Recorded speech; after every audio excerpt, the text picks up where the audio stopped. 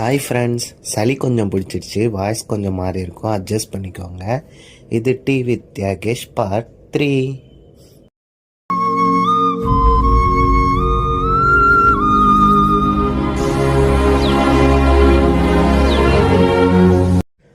ஒரு வருஷத்துக்கு முன்னாடி நான் திருச்சியில் இருந்தேன். திருச்சின்னு சொன்னாலே எல்லாருக்கும் ஞாபகம் வருது உச்சி பிள்ளையார் கோயில் தான். சரி வா கோயிலுக்கு போகலாம் அப்படின்னு நானும் என் ஃப்ரெண்டும் கோயிலுக்கு போயிருந்தோம். அப்போ கோயில் மலை மேலே வந்துட்டு அந்த குரங்குலாம் நிறையா இருக்கும். அப்போ பக்கத்தில் ஒரு 3 பொண்ணுங்க ஃபோட்டோ எடுத்துகிட்டு இருந்தாங்க.